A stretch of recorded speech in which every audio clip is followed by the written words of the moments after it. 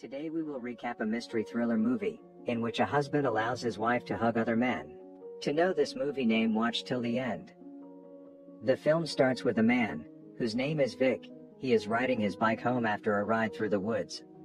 As he approaches the door, he takes off his pants. When he looks up, his wife Melinda is staring at him. In the next scene, we learn that they have a young daughter. She is singing along to her favorite song while her mother annoyingly yells at her. The man enters the room, where his wife asks him to choose a dress for her. Later on, his wife asks him to grab her black shoes for her, which he does happily. Melinda tells Vic that she loves him very much. Soon after, the couple leaves their daughter with the babysitter to go to the party. Melinda and Vic visit with their friends. Melinda runs into Joel, an old friend, and starts talking to him. Vic notices her actions but remains silent. Melinda takes his friend into a private space and begins kissing him right away.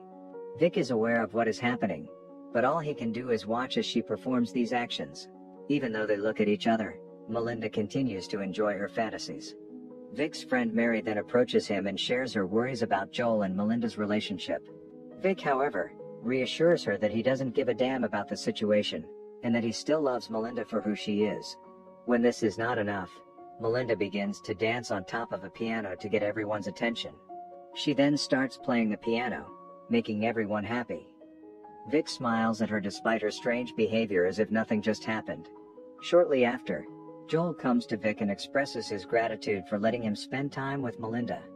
Vic tells him to recall a man called Martin McRae, who recently got missing, and he was Melinda's previous lover. Vic makes the implication that he is the one who caused him to disappear.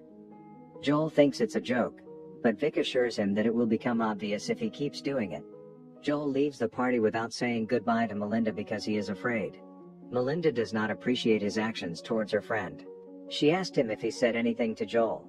Vic denies threatening or saying anything to Joel, and the couple returns home. At home, Melinda takes off her top and begins to wander the house naked, while the babysitter is still present. Vic asks Melinda to get inside her room. Soon after, Vic comes up to Melinda and helps her in taking off her clothes. Here it is made clear that they actually have a mutual understanding that allows Melinda to love and hug whoever she likes. In return, she cannot divorce Vic and has to stay with him, because Vic is worried about his family. A few days later, Vic gets together with his friends, where he learns that everyone is aware of the threat he made to Joel by telling a joke about Martin McRae. They also explain that Melinda is a sick woman because she does all this in front of Vic.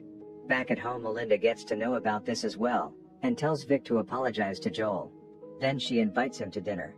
Joel knocks on the door on Friday and is greeted by Vic. He inquires nervously if Melinda is at home, to which Vic again jokes that she isn't. Vic tells him that they will talk and enjoy some seafood later. Later at the table, Vic makes Joel a grilled cheese sandwich, while Melinda begins eating it in a way that seems to be intended to irritate his husband. She sends Vic to take her daughter to bed and tell her bedtime stories. Later, Vic encounters Melinda and Joel hugging each other. One day, Vic and Melinda are having a conversation with writer Don Wilson and his wife Kelly at a party. Don calls him a killer and jokes about Martin McRae. Later, seeing Trixie and Melinda dancing, Vic asks Kelly to dance, and after she agrees, they start dancing. This makes Melinda jealous and she continues watching Vic dance. On their way home, Melinda asks Vic if he finds Kelly more attractive than her and if he wants to hug her. Vic admits, then she tries to prove herself better than Kelly by kissing his bull. Then after reaching home, Vic hugs her. Next day, Vic and Melinda are watching their daughter play. His bank calls him with information regarding Melinda's bank account. He learns that she sent a piano player a check for $3,000. Vic then starts looking into this person's background more. Vic finds Charlie and visits him in person after doing some research. Unexpectedly, Melinda also arrives at the restaurant smiling and talking with Charlie. One night, Melinda does not return home and spends the night with Charlie when she returns home the next morning. Vic welcomes Melinda and asks where she was. She is looking pretty drunk. He approaches Melinda and begs her to stop seeing Charlie for the sake of their daughter Trixie. Melinda refuses and tells Vic that Trixie was his decision, not hers. She also tells Vic about her night with Charlie and how he hugged her. Next week, they go to a party at their friend's house. Surprisingly, Charlie has also been invited to the party and Melinda goes to greet him. She brings Charlie to meet Vic. Later, when everyone is in the pool and Vic is watching Melinda get closer to Charlie, Vic gets jealous seeing Melinda. Suddenly, it begins to rain, and everyone runs inside the house. They start to enjoy the party once again. Charlie is nowhere to be seen, so Melinda tries to check on him. She sees him dead inside the pool and starts to scream. Seeing this, everyone runs outside and tries to rescue him from the pool and try to revive him, but unfortunately nothing works out. As the police show up later and immediately begin questioning everyone there, Melinda accuses Vic of drowning Charlie. Vic denies it, so an officer takes him into a room for questioning. Satisfied with Vic's detailed statement that Charlie was drunk and clinging to the pool, the officers leave. Vic later asks Melinda if she is scared of him. She says she is not afraid because he took Charlie's life because of her. Later on, when Vic is riding his bicycle, he imagines Melinda and another guy together, and also sees the flashes and him taking his life.